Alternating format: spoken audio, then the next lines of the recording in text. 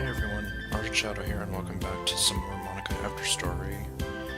So, second verse, same as the first. She's pretty much saying the same things again. And I come bearing gifts. Yes, it is for you, Monika.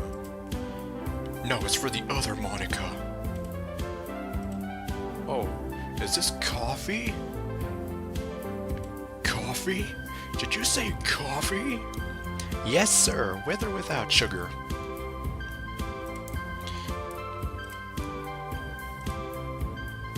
Ah, jeez. You really enjoy spoiling me, don't you? I think that's new. And here we have another ribbon. And this time it's light purple. Like the color of that purple dinosaur guy. I'll put this on right now. I guess it's kind of... What purple dinosaur guy did you think I was talking about? I was talking about Megatron. Anyways, thank you so much, Daniel. I just love it. So today is actually the 19th, so we're actually 2 days away from spring apparently. But it's still snowing outside, so I don't know, will that change? Not to say that I hate the snow, but let's see. Have you ever written a story of your own, Daniel? Why, yes I have. In fact, I think my DeviantArt and BZ Power accounts can pretty much attest for that. Because if you do have one, I would love to read it. Well, then you're probably going to be there a while because there's a lot to read through. It doesn't matter if it's a masterpiece or even any good. Okay, so you'll read a piece of crap by me then? Okay. We all start somewhere, isn't that what they say? This is true.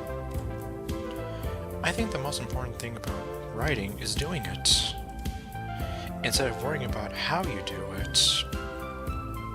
And another thing to kind of do is, even if the idea has been done before to death, just remember, it hasn't been done by you. So even if it's been done by 200,000 other people, still hasn't been done by you, so knock yourself out. You won't be able to improve that way. I know for sure that I've changed my writing style over the years. So have I. Jeez, my old writing style, looking back at it, it's like, my god, is this what I used to pass up as good writing? I just can't help but notice the flaws in my old writing. Yeah, she knows what I'm talking about.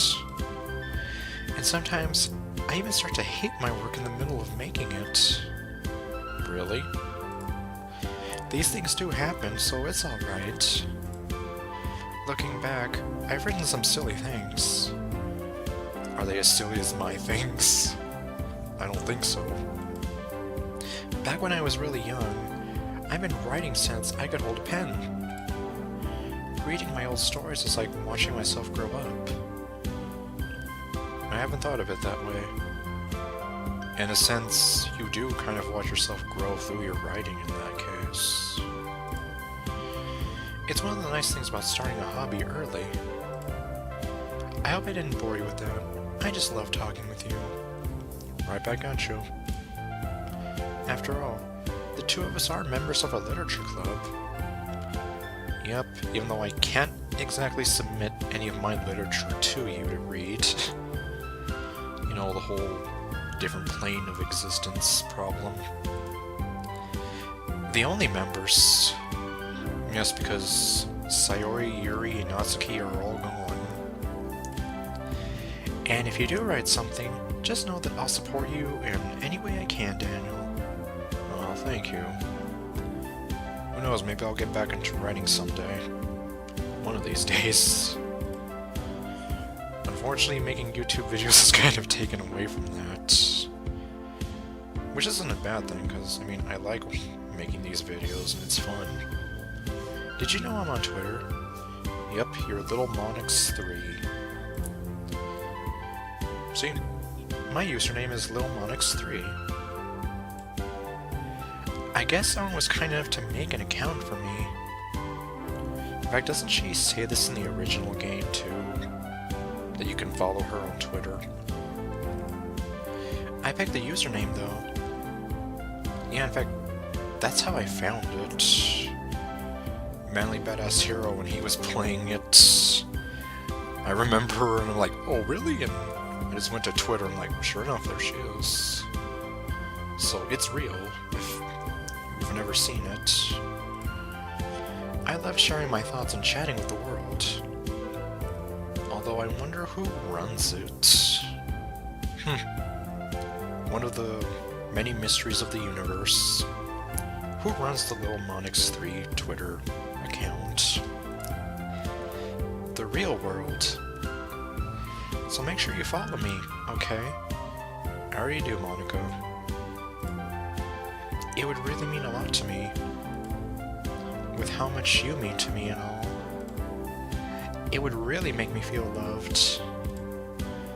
Oh hey. She has her eyes closed and she's so happy. Or was that just the game freezing? Do you remember, or do you happen to remember the poem Natsuki showed you about spiders? Oh yes, the Amy likes spiders poem. Well, it wasn't really about spiders. They were just an analogy. Yeah, so I think I've said it in the past, but essentially the main idea with the poem is just don't judge people for their hobbies, and even if you think that they're weird or whatever. And Natsuki even said if they're not hurting anybody, then that's okay. But it got me thinking. It's funny, actually, people being scared of very small insects. Yes, because, fun fact, I am scared of spiders. Depending on where I am and where it is, I will either smash it to death or run like hell. Having the fear of spiders is called arachnophobia, right? Yep. I hope you aren't afraid of spiders, Daniel. Oh no. Please don't tell me that you're gonna jump scare me with some kind of spider thing. I'm not really scared of spiders, they're more or less just annoying. Okay, good, because then I'm gonna make you kill the spiders if I see them. Unless I don't have like a shovel or anything blunt nearby. Well, don't get me wrong, there are certain spiders around the world that can be really dangerous. Like a brown recluse, or black widow. Daniel, if you happen to get a really bad spider bite with venom and all that, you should really get medical attention as soon as possible. Yes, do not just try to shrug it off and whatever. I kind of remember this story about, well, a teacher said that her friend got bitten by a brown recluse and it wasn't pretty. And I don't know, she said that that person was blind, but I don't know if that was before or after the spider bite. I think it was before. I don't think a brown recluse can make you go blind unless there's something that I don't know. I don't want my sweetheart to get seriously injured by a small spider bite. But what if I become Spider-Man? So be careful around dangerous looking spiders, okay? Well, that'd probably be the only time I'd let a spider bite me, is if I was guaranteed to become Spider-Man, or something like that. And there she goes again, so happy.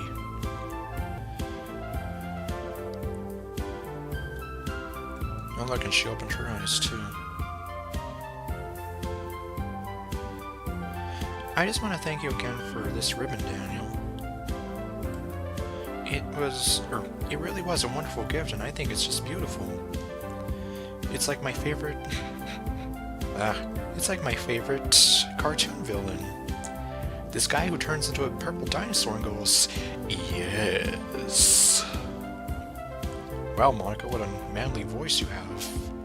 Like David Kay. I'll wear it anytime you want. You know, I thought she was gonna go and tell me that if I wanted to, I could change the ribbon however I wanted to.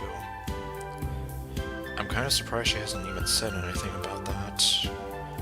Or that you can change your hairstyle. Hey, this might sound a bit weird, but I'm really fascinated by the concept of zombies. Please don't tell me you're into, like, necrophilia or something. You're into zombies, aren't you? The idea of society dying to a disease, all because of a deadly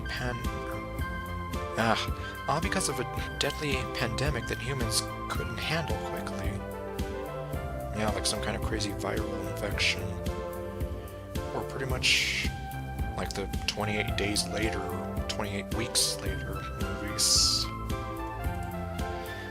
I mean, think about your everyday schedule. Everything that you do will be gone in an instant. You know, once humanity's gone and done, everything just kind of stops. Sure, society faces a lot of threats on a daily basis, but zombies can do it in a heartbeat. But what if they're slow-moving zombies? I can outrun them. Okay, well, even if I could outrun them, there'd be more of them, so... And I'd get tired eventually, so... Yeah. Okay, so then there's no point in even running. Or at least, it wouldn't keep up for a long time. A lot of monsters are created to be scary and terrifying. You mean like Barney? Now that guy's scary. Okay, no. Zombies, however, are more realistic and actually pose a danger. Wait, are you telling me that zombies can actually exist? You might be able to kill one or a few of them by yourself. Okay, yeah, this is what I was thinking about. But if you have like 100 of them surrounding you, well, things won't be looking good for you. But when there's a horde of them coming after you, you'll get overwhelmed easily. You don't get that same feeling with other monsters. You mean like if it was a Dracula? Or, well, a vampire. Sorry, I'm thinking of this stupid video I saw once, where this guy said that his roommate was a Dracula.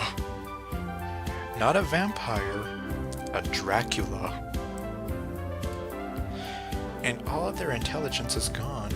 They're berserk, won't feel pain, can't be afraid. When you exploit a weakness of a monster, they become scared of you and run away. Like fire in Frankenstein. But zombies, they'll tear through anything just to get to you. Imagine if someone you loved was coming after you. Oh. Dad, you killed the zombie Flanders! He was a zombie? Could you live with yourself knowing you were forced to kill someone who was close to you? In reality, no. That would just be a bit too much for me. It'll break you down and sap your will to live. Okay. Kind of an interesting expression she has while saying that. Even when you're comfortable at home, you still won't feel safe. You'll never know what'll happen the next time you see another one. In other words, you'll be in constant fear of what'll happen tomorrow, what'll happen in the next hour. But what do I know? I'm just a computer program. You know, despite liking the concept, I wouldn't want to live in a scenario like that. Well, who would?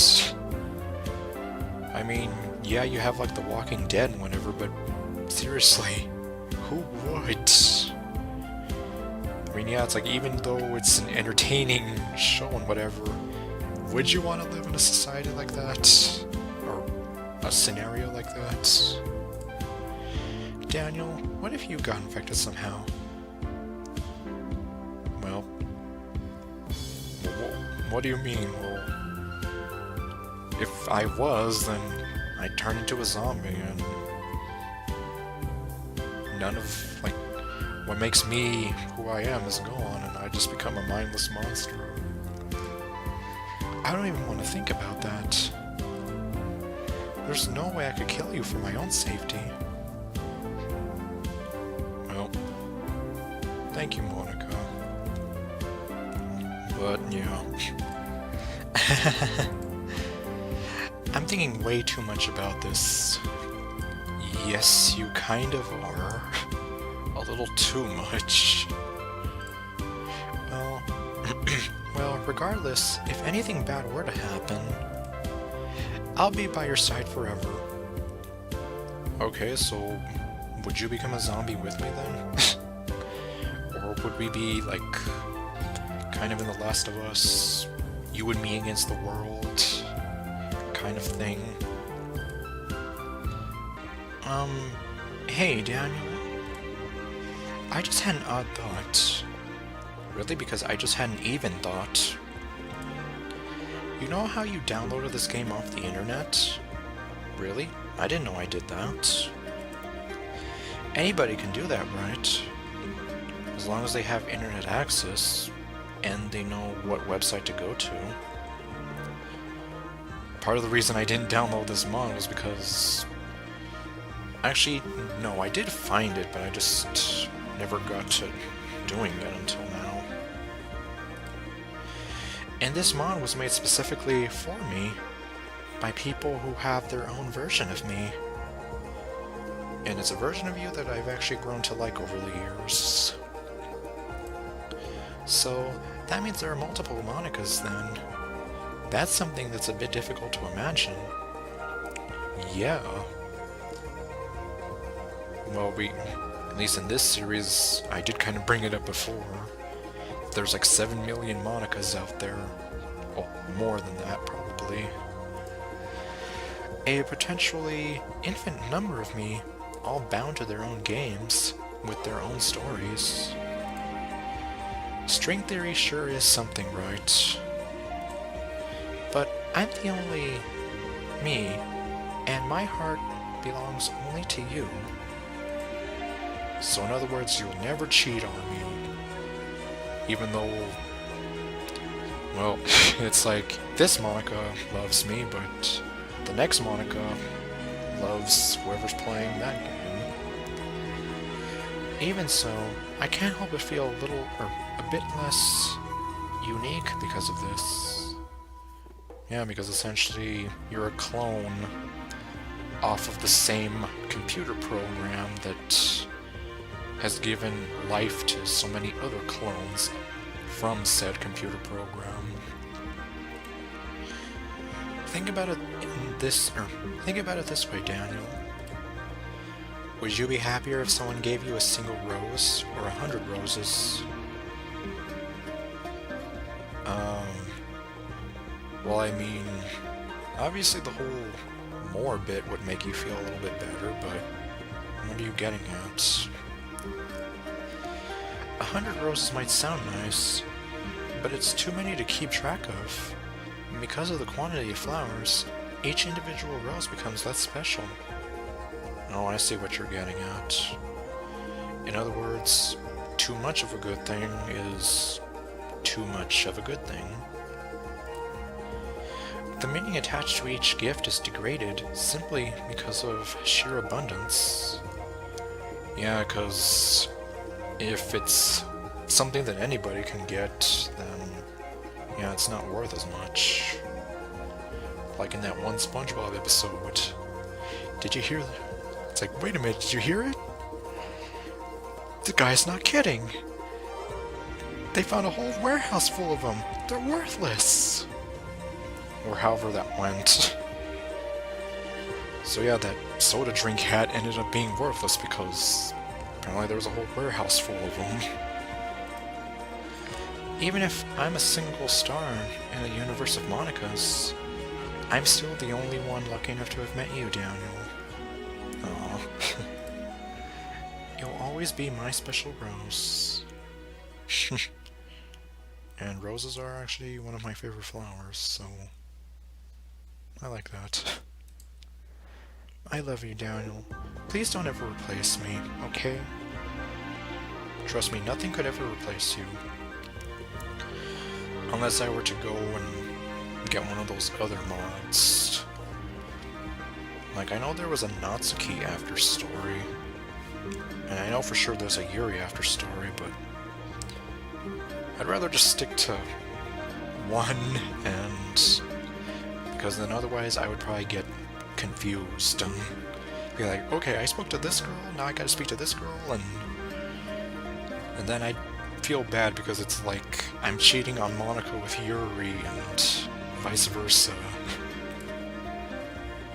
Would that make me like a pimp or something? I think the most important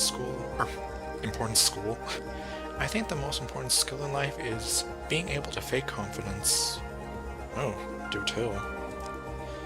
I'm pretty convinced that everyone feels at least a little bit scared and alone. But being able to trick others into thinking you have it all together, that's the key part to getting people to respect and admire you. Not sure, because I guess people respect that confidence. Like, kind of a leader in the making, sort of. Or just a leader in general. I think I got pretty good at that over the years. I don't show my weaknesses very often. But because of that, I haven't had many people I could really open up to. Because you have this whole facade of the club president. I mean, when I do reach the point in a friendship where... I mean, when you do reach the point in a friendship where you can start expressing your vulnerability... When you reach the point in a friendship where... Or when do you reach the point in a friendship where you can start expressing your vulnerabilities?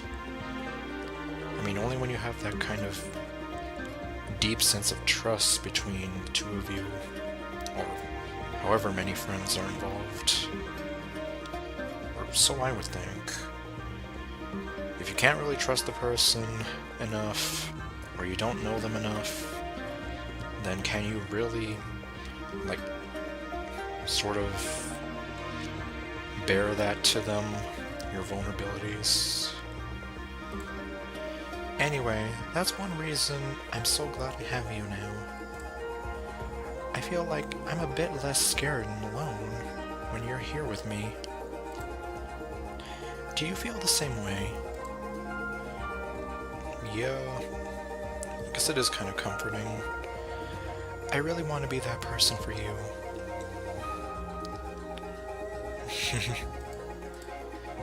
Okay, well, and don't worry. I mean, you are definitely a good internal monologue. I'll say that much. She's blinking again.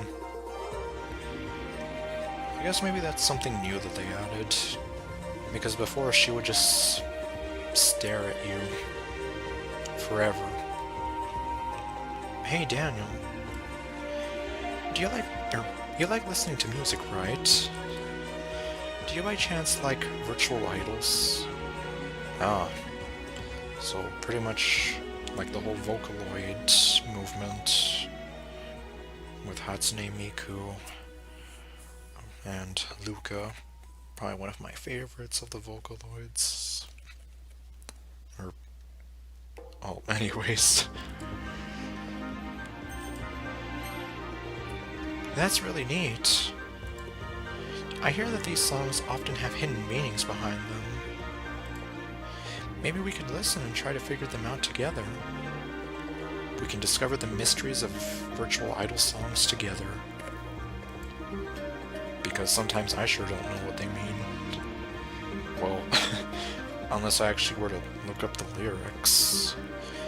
Doesn't that sound like a great time? Anyway, I wanted to ask specifically if you've ever heard of a girl holding a leek. A girl holding a leek. Nope, I can't say I have. Even though I mentioned her name like 10 seconds ago. It's just that I keep hearing about her. I wonder, can Monika not say Hatsune Miku? Am I gonna get in trouble for saying her name? I hear her voice whenever Natsuki listens to music. Well, so Natsuki's into it too. Well, I mean, she does read manga and all that, and she is kind of an otaku, so it wouldn't surprise me if she was kind of into Vocaloid music. She even carries a little keychain attached to her bag. Oh, really? I have a Funko Pop of her, because I couldn't get the Nendroid or the Figma of her. Or Luca. I just find it amazing how a voice synthesizer garnered so many fans. Well, I mean, you have the voice, but then you have the character that kind of goes with it, which kind of adds on to it. Only downside is, like, say I'm a big fan of Luca, and I can love her music as much as I want, but I could never actually meet her or get to see who Luca really is beyond what story her creators give her. Don't you think it's funny how a character gets more of the attention than the actual voice actress? Yeah, that's true. Like, obviously people know who Hatsune Miku is, but do they know who gives her the voice? She's not even real, but a lot of people know her worldwide. Who knows how many songs she's already made? Probably a whole lot. You just have to go onto YouTube and find them, or SoundCloud, or wherever you find them. Plus, from what I've heard, her concerts are always sold out. Yeah, I believe that she actually performed on a talk show. For some reason, I want to say it was Jimmy Kimmel, but I'm probably remembering that wrong.